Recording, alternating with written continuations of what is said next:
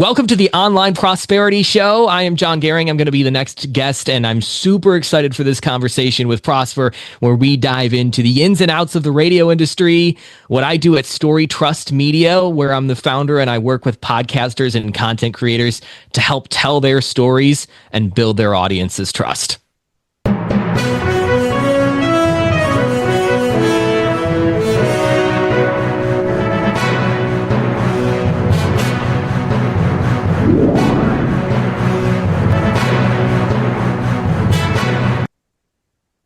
Ladies and gentlemen, welcome to yet another exciting episode of the Online Prosperity Show. I'm your host, Prosper Taruvinga, and on the show, we dig into real stories, real solutions, and the untold strategies behind building a meaningful business. So if you're fed up with maybe content clutter, struggling to cut through the noise, or just watching your message get lost in the shuffle, this is going to be the podcast to look out for. So I'm thrilled to welcome the man, the myth, the legend, Jon. How are you doing, sir? Prosper, I'm doing great. That's about the nicest thing that's been said about me in a long time. So I appreciate that. Oh, we haven't even started. I kind of feel a little bit starstruck right now because your voice, not only is it going to be on the Online Prosperity Show, but it's been heard across the US on radio stations in not 20, not 25, but 27 states. That's a little bit above half of America has heard your voice at some point. So congratulations, my man. Well, thank you, Prosper. And I got to say, it's a long, arduous journey, like to get to where you want to be in life. And I'm certainly not there yet, but success is a journey, man. It's not something that happens overnight. So I'm excited to dive into some of the steps that I was able to do to get to the point where I'm at, knowing that just like with all of us, we have a long way still to go in front of us. Absolutely. Well, talking about a long way, I've got a lot of questions that I need to ask you. But for those that are meeting Jon for the very first time, and if you haven't heard about him, well, you're about to. He's the founder of StoryTrust Media, the mastermind behind making brands unforgettable through podcasting, audiobooks, and storytelling. And you can tell from his voice, like I was saying, he has actually been involved in radio, and now he has taken that expertise into podcasting. So this is something that not a lot of people are able to make that transition. But as you would know and understand, podcasts are just little mini radio segments that we can play over and over again. But with radio, once it's done, it's done. So the clarity and also just the structure that needs to be in a radio segment is completely different to what a podcast would be like. So he's actually had a lot of real life training. And as I've said, 27 states all across America. Now, Jon, I mean, I could go on and talk about things that I am not even qualified to talk about. I don't even have the radio for voice. Tell me, what was life like, while you were doing full-time radio work? What was your typical day sort of like? It's a great question. Very intense, very upbeat, a lot of fun, and also it was demanding. So I started doing morning traffic coming out of college because that was the opportunity that they give the young, ambitious kid who wants to get up at 4 a.m. to do radio and nobody else does, because let's face it, after a few years of that, we all get sick of it. And so that was how I started my day. And actually, I worked in radio in college at the end of college while I was taking my final semester of classes. And I'd get up at 4 a.m. excited to do morning traffic, go in, tell everybody about the roads, read the sponsors, do all those things that I always wanted to do in radio. And from there, I'd go to school and take my classes and participate in college radio there. And then I'd come back and do afternoon traffic because I just couldn't get enough. I was getting paid minimum wage, only several hours a day, and driving 30 minutes each way to get to and from. I don't know if I was even breaking even, to be honest, with the gas prices, Prosper, at the time. So I don't know what it did for me financially, but it certainly was an amazing experience to get to know the ins and outs of the radio industry, to work on my voice, my delivery.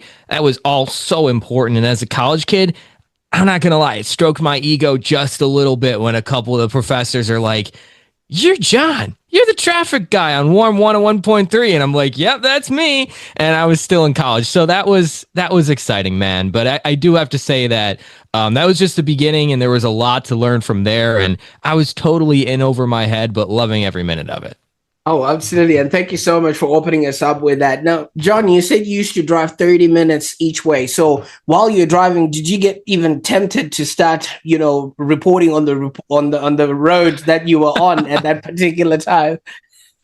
That's funny because I used to actually kind of use that as a little bit of personality because it's just a little bit of insight into the radio world now, especially everything seems to have gone what we call syndicated, which is basically there are people in other cities who are broadcasting on other cities' radio stations. So with traffic, there's a random guy or a lady in Atlanta looking at the Rochester, New York map and going, well, this is what the roads are like, and just kind of reporting a bland like, okay, 390 is congested at this particular area, blah blah blah.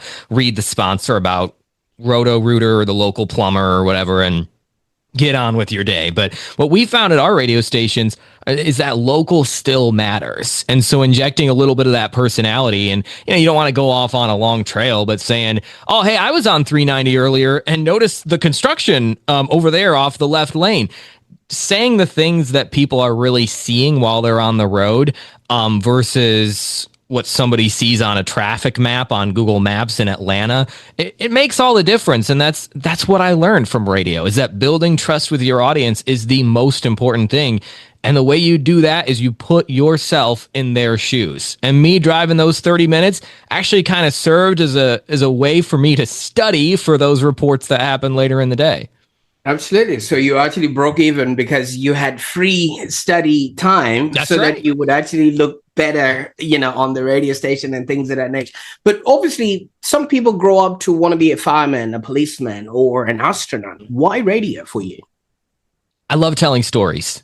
Right. It's my favorite thing to do. Storytelling is one of the most ancient practices, right? I mean, we have all of these different roles and advancements in technology that are great, but none of them go back as far as storytelling. Storytelling, from the beginning of time, storytelling was important, and it still shapes our narratives today. We just tell stories in different ways. Maybe people love movies. Even video games have a storyline, right? Without a story, what are we really doing? Our media is all centered around stories, and that's why I loved radio. Now, of course, radio, as we talked about earlier before recording, the face for radio certainly helps too, because you could go into radio, you could go into TV, you could go into print. I did a lot of print in high school. I ran a blog and worked for the high school newspaper, which was award winning, by the way. I'm really proud of that, but that's neither here nor there. I used to do print, and that was fun, and I could have seen myself going down that career path, but print, quite honestly, the industry just wasn't doing so well at the time. And going into college, I happened to walk by the college radio station during my student orientation there, and I was hooked. That's all it took. And from there on, I just chose that path and have been in it ever since and have no regrets. Oh, absolutely. Now, there's something that you mentioned about storytelling, and also, how stories have always been the medium or the tool of conveying a message and things of that nature. What was it like at dinner time? Were you given a platform to actually tell those stories, or the people around you? What was their sort of feel like? Growing up, you mean? Yes, growing up, yeah. Growing up, yeah. My parents set the example by being great storytellers themselves. My dad is a traffic engineer. Not the most riveting job in the world. I design roads and bridges, but a nice job, for a really nice job. And he became very successful in that role. And he made a way of making mundane things like some roundabout or some intersection or some traffic light somewhere into a really interesting story. well, this is what actually happened with this traffic light. We're driving around town and we stop at a traffic light. And he says, did you know there was a lady who emailed our office and was really upset about this particular traffic light and asked for some sort of warning sign or whatever. And this is why this sign exists in this place, because of this old lady who was upset about walking her dog or something like that.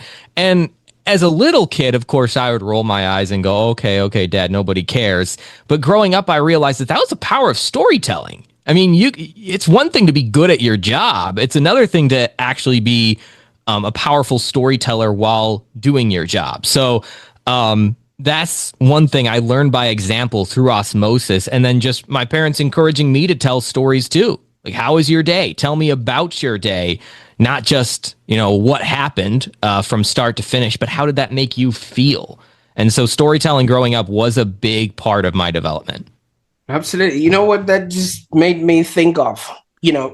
Road engineers are always telling you how fast or the pace at which they're working. And sometimes they make you even notice it because of the sign that they have. It's either stop or slow. They're telling you we're working a little bit slow here. So just so you know. Yeah. Yeah, I mean? That's funny. Yeah. And then reporting on traffic, I will say I had a solid upbringing to be able to report on traffic growing up in a house where I lived with a civil engineer. So yeah, I know a thing or two about the local roads, but obviously I don't think anybody else cares about that but me, but still. Great stuff. So your career, you obviously were working on radio stations and, as we say, 27 states, and things like that. How did the progression go? I mean, you did mention you were being given those filler sports, but then what was it like, as you progressed with your career?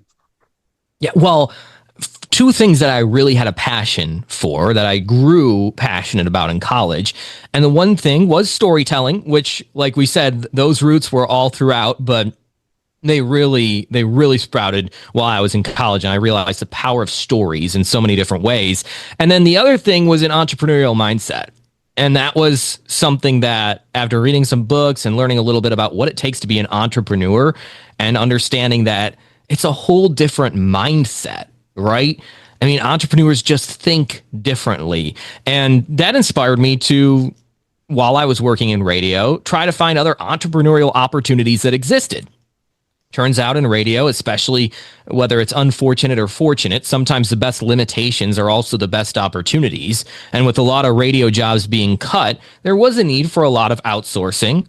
Like, hey, we don't need someone to sit in the studio and be a radio personality all day long here in the studio. We need to outsource to someone who does something called voice tracking, which is basically recording pre-recorded little radio segments and them airing at specific times during the day. So you don't even have to be from the specific area. Like I said before with the traffic reports, it's always nice if you are. That adds a nice local flavor. But I got opportunities voice tracking for stations in other states. I found through some mutual connections opportunities to do commercials for stations in other states, or radio imaging, which is like those little, I don't know, Prosper, if you still listen to radio, or if you just, listen to podcasts and that kind of thing. But those little jingles in the middle, or that the announcer guy who comes on and says, you're listening to WBZA, that's known as radio imaging. So I got all these different opportunities and end up doing a bunch of different little projects for stations all over the United States, and now I've been able to be heard on the air in 27 different states. So that was all part of that entrepreneurial mindset that started while I was in radio and now has expanded into what I do today, inside and outside of full-time radio. Now, when I was growing up, I mean, obviously listening to radio, people used to call into radio. So now that's no longer possible if all those things are pre-recorded, right? Is that what you're saying there? Yes, most often they may have some live morning shows at big stations, but most radio stations, at least here in the U.S., not a whole lot of live going on. I don't know if that's also the case over where you are in Australia. I believe it is in most cases, but yeah, unfortunately, I think it takes away a lot from the spirit of radio. But radio hosts will fake call-ins, to be honest with you. They will use AI tools to have people on the other end of the call say whatever they want them to say. And it's kind of a crazy world out there. Yet there are still certainly some real time, phone calls. Most of them are pre-recorded though. And it definitely changes the world of radio. And it's hard as somebody who's worked in it. You can never unsee it. Once you see it happen one way, you can never unsee it. And now I hear all these phone calls and I'm like, yeah, that's fake. Sally, unfortunately, that's the case. Yeah. All right, so at what point did you then realize, wait a minute, I need to start shifting gears? I mean, obviously, yes, I do have the voice for radio. I could actually use it in so many different other ways. Was there a specific moment that would have happened that you wanted to then say, you know what, I think no one is coming to save me? iHeartMedia laid off over 2,000 employees in January of 2020. Now, they're a huge nationwide conglomerate with over 850 stations here in the U.S., and I know they're international too. But they laid off over 2,000 employees on one day in 2020, early 2020. This was before the pandemic, right? Like right before the pandemic. And that moment was, I guess, the straw that broke the camel's back. Now, I didn't work for iHeartMedia, and I didn't feel like I was in danger of being laid off at any particular moment. But I thought, you know what? I got to get in front of this. I want to hop on top of this trend. And of course, that was also because throughout my time in college and beginning a career in radio, I was thinking to myself, well, I still have this entrepreneurial mindset, and my vision for myself is working for myself eventually, not being in this radio role forever. And then that sort of was the little kick in the rear that was like, hey, John, maybe this stuff is happening sooner than you think it is. Maybe now is the time to jump ship. 2,000 people, that's a lot of competition in the marketplace all at the same time. And each and every one of those people has the expertise and experience to go set up podcasts or be sound engineers in places like that. Did that cause any sort of internal pressure on your part, or did you ever think, oh my God, am I even going to make it with all these people out there? Yeah, the beginning of my business life, I guess, if we're to divide my life into when I worked for someone else and when I worked for myself, definitely was some tumultuous times there, business wise, because it was a challenge. I mean, you have so much competition in the landscape, and it felt like everybody was doing the same thing. Like, everybody has a voice, so everybody wants to be a voiceover artist. And okay, so we have all these commercials and audiobooks and video gaming projects to go around, but only so many people, or only so many projects for all those people. So it felt like there was a lot of competition in the voicing world. And that's when I decided that my passion for storytelling goes beyond just voicing a character or putting together an audiobook, but actually being part of the whole process. And that's where StoryTrust Media was born out of that. I will also say that early on, my big mindset, my flawed mindset, and this is relatable in any business, it was a mindset of competition. And competition is great, don't get me wrong, but this fierce competitive nature for trying to win these jobs over other people. I remember one time doing an audition, because oftentimes in voiceover, you do auditions, right, to see if you're the right fit for the job. And the audition called for a 55-year-old woman. And I said, you know what? I think I can do this. And I tried doing the audition for the 55-year-old woman. That was a moment. I didn't get the job, by the way, obviously. That was the moment when I said, John, what the hell are you doing? Yeah. Come on, man. You're trying to be everything to everyone.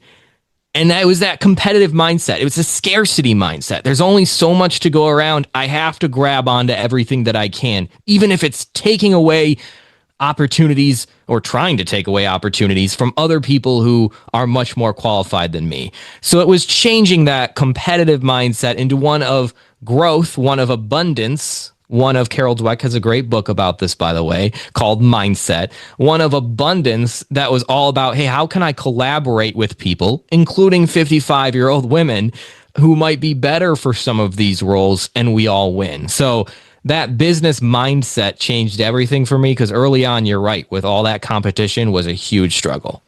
I mean, obviously, you can't be everything to everyone. Even ice cream has got different flavors. That's funny that you bring that up, because that was when I realized that was when a mentor of mine I was on a call with, and he said, John, you're an ice cream flavor. And I was like, wait, excuse me? What does that mean? He said, well, everybody has a different ice cream flavor. You think of yourself as either better or worse. Like we got to get better. I have to get better. No, it's more about the right fit. Are you better than someone? I don't know. It doesn't matter. Are you better for this role? Do you like vanilla, or do you like cookies and cream or butter pecan? I mean, you're a different ice cream flavor. Embrace that and become the best ice cream flavor that you can be. I love that you brought that up. Now, let's go to StoryTrust Media. The name. What does that mean to you? When you tell your story, you build trust. Authenticity is such a buzzword. I mean, how often have we heard, be authentic, be authentic? And then you look on TikTok and Instagram and like, there are no way these people are being authentic right now. That vacation was not that fun. That purse was not that expensive, right? Like, I feel like authenticity is such a buzzword, but real authenticity, I believe, happens through telling stories. And that's why with StoryTrust Media, I help my clients tell those stories through the power of podcasting and audiobooks in the case of authors. And I believe that that's the most powerful way for them to build trust, because trust really is the currency of business, is what I've found. Is the more trust you have as a business owner, no matter what industry in, the better off your results are going to be. Oh, absolutely. You see, the thing is, when you tell stories, you're taking someone on a journey. You know, you're getting them to understand your point of view, and also you're helping them clarify things in their own in their own head. And radio has always been the media that ushered so many different things in our lives. Even television was on the back of radio and things of that nature. Now, when you are working with maybe authors or entrepreneurs so that they can tell their story in their podcast, what are some of the traps that they actually stumble on, which you help fix, especially when it comes to them really, really authentically telling their story out there? Number one trap that they fall into is they make themselves the hero. They make it about them. And I fell into this early on too. Well, I'm doing a podcast. That means it's about me, right? No, you're facilitating a conversation. You're providing value to your audience. But the only reason podcasts are successful is because hosts don't make them about themselves. The work of Donald Miller, who's a brilliant marketing mind, is really relevant here. And he suggests in business as a whole that you position yourself as the guide and not the hero. I believe that's similar in content. When you're creating content, yes, it's got to be about you in the sense that you may be the subject of the content, but you are not the purpose of the content. It may be about your day or a story that you maybe ran across a problem in entrepreneurship and this is how you solved it. Yes, the subject is you, but the purpose is not for you to feel good about yourself that you told that story. The purpose is that your audience gets value out of that story and doesn't make the same mistake themselves or whatever the case may be. So that's the number one mistake I see is podcasters want to make their podcast about them because that's only natural, right? But the key is actually working backwards and thinking, what value can this content provide for my audience?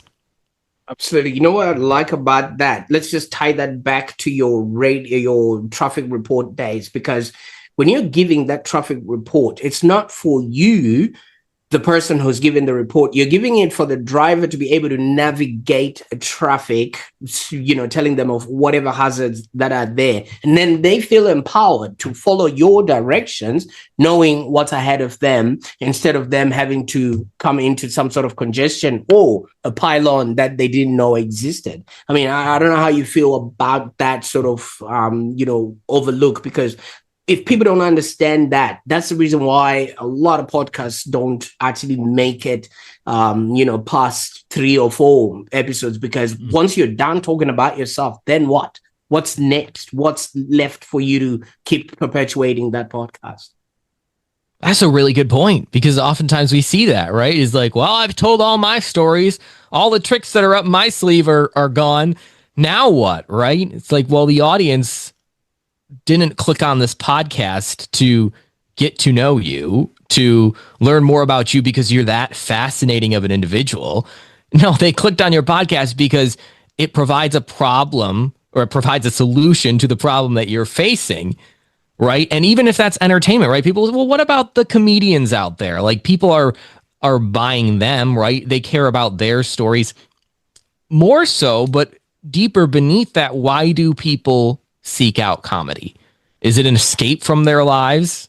Is it something that they can share with their friends and have more social status because they're familiar with this comedian? Either way, no matter what, it's always about solving a problem that the customer has, even if it doesn't seem like a problem on the surface. So yeah, positioning your podcast and remembering that throughout, because it's so tempting to fall away from that. But remembering it's really about, what problem am I solving? I'm the guide, not the hero.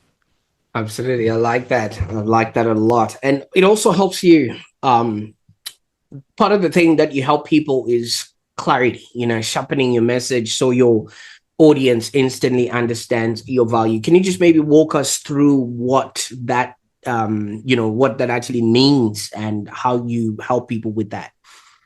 A lot of times when business owners come to me and say, should I have a podcast? This is what I tell them. I think it's really important to gain clarity and to communicate clarity about what you offer and how your services provide value to others.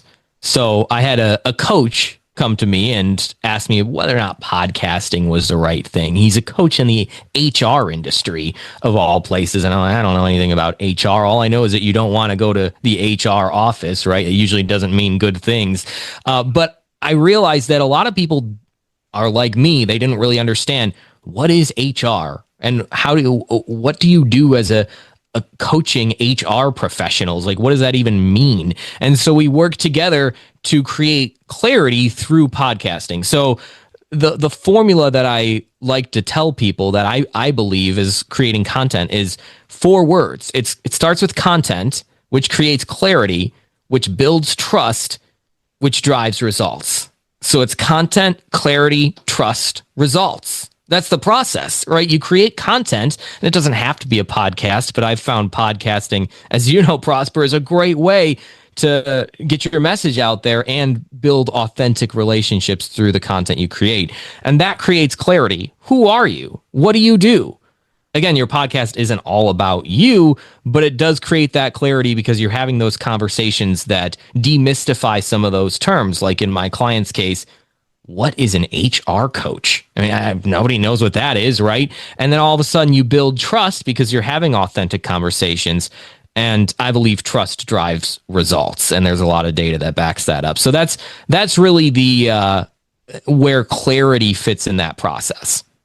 Oh, absolutely. I like that a lot, because not only are you repeating certain things about your work, you're also making it clear to yourself. And repetition actually makes it easy for people to actually understand certain things. Now, some people might just argue and say, podcasting is dead. And like we have already established, there's a lot of competition out there. Every other coach, consultant, and their dog plus cats these days, if they can actually harness them, are having a podcast, themselves. What would you say to that sort of remark, or what's actually happening in the arena?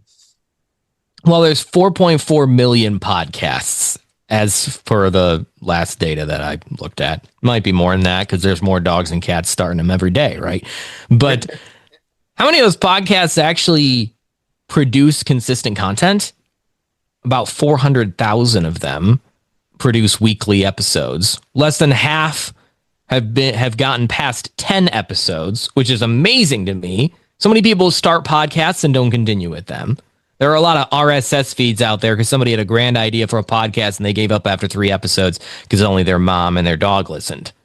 And so there's a lot of podcasts, but what really cuts through the noise is the ones that are consistently producing content. Now people will say, well, still, John, there's only a certain amount of sponsors to go around and monetization is very hard. You're looking at trying to get to 30,000 downloads per month to monetize your podcast. That's why I don't believe that the biggest ROI for podcasting is monetization. it's great if you can. Don't get me wrong. I'm not anti-monetization when it comes to podcasts. If you can sell a sponsor and have a big enough audience where a sponsor actually wants their message on your show and pays you to put it on there, or pays you to wear a certain shirt or a hat or do some read about why saving 15% on your car insurance was so easy through them, then great, That's awesome. I'm not anti-monetization, but the real ROI in podcasting, I believe, is the relationships built through the conversations that you have. Prosper, you and I wouldn't know each other if you didn't have this podcast. And that's awesome. There wouldn't be a reason for us to even connect. You know what I mean? Like, I do understand and I value what a lot of people want, the allure of being a celebrity or being known and also being paid to do what you love. But I think podcasting or even writing a book actually is a gateway to your business, all right? Because I viscerally believe people need over 7 hours of having to listen to you and understand you in such a way that they now start forming the awareness of the existence of your brand. Now, podcast is just leverage, because if we do an hour length of a podcast, all we now need is 6 more episodes, in order for us to then clock that 7 hours, instead of me wanting to maybe be paid $2 by a sponsor, well, sponsored by Live Long Digital, but then, being wanting a sponsor, it takes you away from the core essence of actually taking your customers on a journey, which then creates that clarity, which then creates that trust that you're talking about, and the ultimate results for your particular business. So I don't know. What do you think about that? It's brilliant. Exactly. And you can shoot for monetization. You can shoot for those, say, 30,000 downloads a month as an arbitrary number to get to what you need, where a sponsor would say, okay, this is worth investing in and paying you some money for. You could do that. The same habits that you're going to create around your podcast to get you there will also get you other places, even if you never get there. So where else will it get you? Well, it'll get you closer to that 7 hours that you talked about. That's a brilliant point. It'll build trust with your audience, open new doors. And then here's the kicker that I always love too. It helps you create content. And this is where my offerings at StoryTrust Media are a lot different than some other podcast producers and stuff, because it's not just about the podcast. The podcast's not the end goal. The podcast is great, and people do actually listen to Spotify and Apple Podcasts and all those, but the end goal is having an entire content creation machine, right? Like here, we're having an hour-long conversation. How many little nuggets can we pull that you said, Prosper, that I said? We can put them on video. We can put them on a little graphic. This is value add content, and people can take those little reels, and if they never listen to the full hour conversation, they'll see that little reel and they'll think of you. So that content is so key, and people are always sitting around. I don't know. I know you're on LinkedIn a lot. I am as well. And I get this a lot. What do I post today? I don't know. I woke up. I got to post something on LinkedIn. I don't know. I guess I'll just post another picture of me in front of my sandwich. Yeah, exactly. And just write something half inspirational. Now you can build out your entire content calendar with actually relevant, real value adding content through the power of podcasting. That's why I believe it's so important. Absolutely. And also, I'm going to be upfront, and I'm going to say this with utmost love and respect. Half of the time, all you just got to do is create a platform, and people will start reaching out because they're also on their way to go somewhere. You just position yourself instead of you be the person with the net chasing butterflies, and half of the time you're not going to catch them. But if you just stand in one position, butterflies will start anchoring on you, and before you know it, it just works out perfectly. Now, some people might think, why would I need to work with somebody like Jon if I could just hit, record and publish by myself? Why would somebody need to go through a person like yourself? Great question. And they really don't. I mean, how's that for the best business development message of the day? You don't need to come to me. But no, in all honesty, Prosper, what you're doing is great work. You put the podcast out there. Your LinkedIn is next level when you're talking about owning your media. I mean, next level stuff right there. You got it figured out. Not every business owner has the expertise that you have or has the time. or feels like doing it, to be honest. That's what StoryTrust Media is all about, creating clarity and building trust and driving results through podcasting for those brands led by people who don't do podcasting, who never thought they'd be a podcast host, who don't even really know where to begin, and then who certainly don't have the time or the expertise to repurpose that content. But what I found is those people are the same people who are sitting in front of LinkedIn each morning with a cup of coffee, banging their head on the keyboard going, what am I going to post today? Those are the same people who really should be doing a podcast because it creates an evergreen content creation machine for them, but they're intimidated to start because their background might be in something totally different, like engineering, for example. So those are the people who I believe should be working like someone like myself. It doesn't have to be me. There's a lot of other great people who do similar things. And I feel like that can really take your business to the next level because, again, it's all about building that trust. It's not about having a podcast just to say, oh, I have a podcast. Well, everybody else does too. Great. How are you leveraging that podcast to build trust? That's what makes the difference.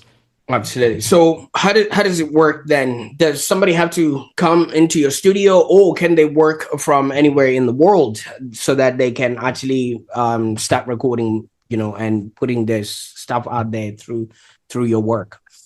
Yeah, the vast majority, we do it remotely, which is the beauty of podcasting right now. It's our conversation right now halfway across the world. You're eating breakfast, I'm eating dinner, right? I mean, it is a beautiful thing. And now there's other remote tools that make this very easy and high tech. Now I do have a studio that I have had people come in before, and some clients prefer that, and that's perfectly fine. But I think as we continue down into the virtual world path, a lot of people prefer, the vast majority of people I've spoken with anyway, prefer that accessibility and ease and convenience of, I just have to hop on a Zoom call or something comparable to a Zoom call, click on a link, and there I am. And Jon will help me record my episode right there with my guest. And then as soon as I click off of that Zoom call, it's done. The rest of that process is the ball is in Jon's court, so to speak. So that's the power of it. And yeah, the remote podcasting, I don't believe takes away from the quality of it at all. Because like our conversation right here, I mean, do you feel like our conversation would be any different or better if we were in person? Oh, you can imagine I'd have to wear pants, in order for me to. Yeah, imagine that. That's funny. So I mean, I do understand them. So many other people look at other well-established, podcasters, maybe like a Diary of a CEO or somebody of that sort of nature, or Alex Hormozy, and then they'll be like, oh, I want my podcast to look like that. But you got to start somewhere, and I feel like people really need to just, play according to their own strengths, and you can start by just, like you said, remotely, and it works like that. And you're building trust, through leverage. And you talk a lot about the role of trust. And you often say trust is like a currency. Could you maybe give us an example where building trust versus maybe people that are just chasing instant gratification made a huge difference for either yourself or for the clients that you're working with? Yeah. So for me, building trust has been everything because I did chase that promotional early on in my business career. Again, I was trying to be everything to everyone. And so I would put out posts that would say something like, need a voice actor? Call Jon today at blah, blah, blah, blah, blah, blah, blah. Nobody operates in business that way. Nobody, that doesn't work anymore. So I was trying to reach a mass audience thinking that if I threw enough spaghetti at the wall, some of it would stick. That's not a trust building exercise. That's a numbers game. That's the whole idea of, well, if I can reach 100,000 people, 99,000 of them will be pissed off at me. Another 900 will be neutral, but then the 100 people that actually need my service might consider maybe on a good day reaching out to me. So that's a numbers game. Trust building to me is instead of 100,000 people that you don't know that you're blasting random messages at, why not take 100 people? And this is what I did. I have this thing called the Hot 100. I actually borrowed it from a friend of mine. It's not an original idea, but the Hot 100. These are 100 people that are either prospective clients, past clients, good connections, referral partners. And now as I have grown, it's a little over 100, but I still kind of like the concept. Start with 100 people, not 100,000. That's all it takes. How do I build trust? I make sure I'm contacting them at least once a quarter. And that could be a simple check-in, how you doing? That could be a simple providing them a personalized video and saying, hey, I was just thinking about you. I hope you're doing well. With those personalized videos, people respond so well to them. They say, wow, I really thought it was nice of you to take the time. And it doesn't take that much longer than sending an email or a text message, and it's way more personal. Or I might write them a recommendation up on LinkedIn, something every single quarter for every single one of those people. And that's how you build trust with people, is you do it one at a time in the business world. Certainly podcasting is a great way too. That's how I like to, that's how I make my living, is by saying that you build trust through podcasting, because you do on a scale of 1 to many. But for me, as I started in my business world, it was really reaching those people on an individual basis and finding ways to provide value to them. Again, it wasn't about me. It wasn't, hey, let me tell you about me. It was, what about you? What ways can I serve you? What ways can we collaborate? And the law of reciprocity kicks in, and ultimately we end up having a good win-win partnership.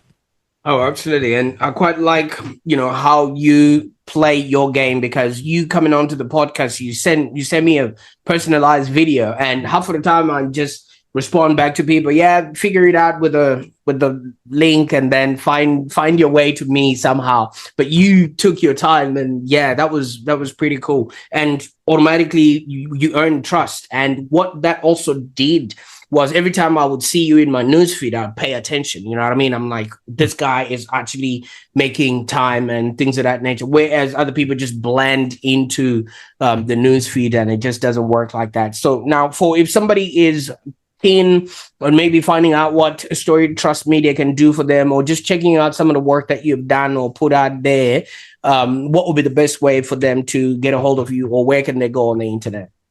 Yes, 2 places. StoryTrust.media would be the website to go and check out, samples of work and all that kind of thing. StoryTrust.media. And the other place where you can definitely reach me is on LinkedIn, because I spend a lot of time on LinkedIn. I feel like that's the most trust building and authentic platform there is. Certainly, there are exceptions, right? But I've found more authentic people on LinkedIn, like yourself, Prosper, rather than some of the other platforms. So Jon Goehring on LinkedIn. The last name spelling is a little funny, but it's Goehring, Jon Goehring, up on LinkedIn. I'm pretty active there, and I definitely respond to messages. So if you have a podcast idea that you just want to throw around or get feedback on, or, hey, check out one of my podcast episodes, I'd be happy to. I love listening to podcasts and just talking content creation and storytelling. Absolutely. And I will obviously put all those links in the show notes below, and then just make people find those. Now, you're absolutely right about LinkedIn, because on LinkedIn, no one is going to say they're rocket scientists when they're not. But on other platforms, you could lie about being an astronaut when you're actually not that, etc. Now, there's one thing that I've actually come across, John. Maybe you can help me out with this. So many people, when they come on my podcast, they're like, oh, are you going to cut out all the ums and ahs? And, is that something that I need to listen to it first, and things like that. Now, there's a lot of people that are very particular, and I think that's the one thing that stops them from actually creating, because they want perfection, but that comes with time, right? I mean, what's your take on things of that nature? And, how do you approach your work, especially, in the way that you are always churning out content like this? Well, comparison is the thief of joy, and sometimes perfection is the thief of authenticity, right? A lot of times we look at this high-end podcaster does this way. Again, comparison is the thief of joy. I'm not saying to not aspire to those high-end podcasters, but at what expense are you taking out all of that stuff? I edit, like I edit the shows, and that's one of the things where depending on your brand, I work with some people who have more professional brands, and they really want to come across as clean, but maybe they're not the most well-spoken people. I hope they aren't listening right now, but you know what I mean, right? And they say a lot of those ums and ahs, and so do I, and blah blah blah blah blah. They'll ramble on some trail that probably shouldn't be included in the episode, and I edit those a lot more ruthlessly than I'll edit somebody else who it's their brand to be just authentically them. And I believe that sometimes perfection can be the thief of authenticity. And I also believe that sometimes the idea of perfection also stops people from starting, like you said. And we talked about earlier, the number one trap that people starting podcasts or creating any content fall into is that they make themselves the hero. I believe the number two trap is that they don't start. They think they have to be perfect. Don't I need like a 4K camera to? No, there's no rules, right? There's no rules. Do you want one? Sure. Maybe it's a good idea to get one down the road, but there's no rules. Just start. When you don't start, you never go anywhere, right? What is it? Wayne Gretzky. I don't know if you guys watch hockey in Australia. Probably not, right? That's a rugby and soccer, right? But he's a hockey player, right? The idea is his famous quote is you miss 100% of the shots that you don't take. Right, which is true in any scenario. So that's why I feel like just starting off, people, because of the idea that things need to be perfect because of what we see on social media and all these perfectly crafted videos and profiles and stuff, now we need to be perfect. And that's not always the case. Sometimes perfection robs authenticity. No, that's amazing. Now, Jon, I mean, obviously we could go on and on. I mean, just the sound of your voice just made me think, oh, wait a minute, I'm supposed to be the one interviewing here. I thought I was just listening to you throughout. So I hope I haven't rambled too much because I can get a little wordy. That's my wife. I'm just joking. So what's next? I mean, obviously you're riding this wave of sound, podcasting, audiobooks, and things of that nature. But also, there's this new wave where people are sort of auto dubbing or auto creating with AI, and it's just all just going out of I don't know. I just don't feel like it's very authentic. What do you see this industry looking like, say, in the next coming years, and what's your stake in it? I don't know. Well, I don't know where I see it going, and that is the scary thing. I will admit it's uneasy when you hear, oh, this audiobook was produced by 11 Labs, which is a auto-generated voiceover service, right? And I'm listening to it. I'm like, dang, that doesn't sound too bad. Now, right now, I do think there are some issues with AI voiceover, right? Like, you can usually tell, and most people, I think, can also tell, like, that sounds a little off. Like, you ever see those TikTok videos, and it's like that, yeah, and you could tell, like, right away. But at the same time, who are we to say that it won't get to a point where we can't tell, right? I can't say that, and that's why I try not to pride myself in exactly what I do, like audiobook production, voiceover, commercials, radio personality work, because you just never know. What I do know is, going back to what we talked about earlier, the oldest profession in humankind is storytelling. The oldest pastime is storytelling. Storytelling isn't going to go anywhere. And I don't know how that's going to look. I already leverage some AI tools today to help with audio clarity and video clarity and even some minor editing tweaks, right? I already use some AI tools. So great, use it. I think it's an awesome thing. But it's not going to, if we think that it's going to replace storytelling or the human element completely, we're fooling ourselves. And I believe we're setting ourselves up for failure, especially in a world that values authenticity and trust more than anything. What builds trust most? It's a real person. You, me, having a conversation like this. We can use AI tools to make the editing of this smoother and faster and easier. That's great. I got no problem with that. But down the road, I definitely still see myself doing what I'm doing, but also being open to the fact that it might look different because of these tools. And I think that's okay.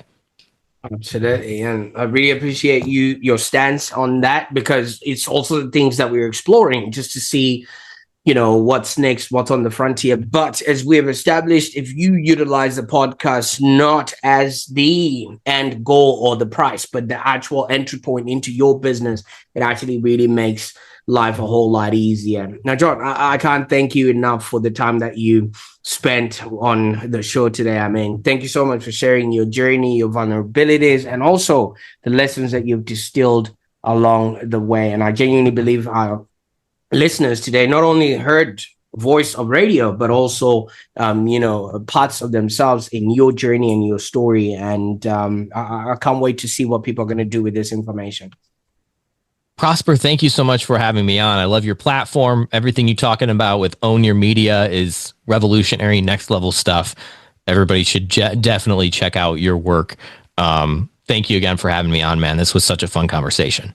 Absolutely. And for those that are listening right now, if you liked this episode, please just share it with someone who's been wrestling with content or trust issues within their business, or someone who's trying to find their voice. And I think the team and also Jon at StoryTrust Media will help you tell your story so you can earn their trust. All right. And while you're at it, why don't you hit that subscribe button so you don't miss out on any of the upcoming episodes where we're going to be talking about, ideas that will help you create a business that's profitable and enjoyable. Now, thank you so much for listening. I'll see you on the next episode. Until then, keep showing up, keep telling your story, and also keep building your prosperity from the inside out. Bye for now.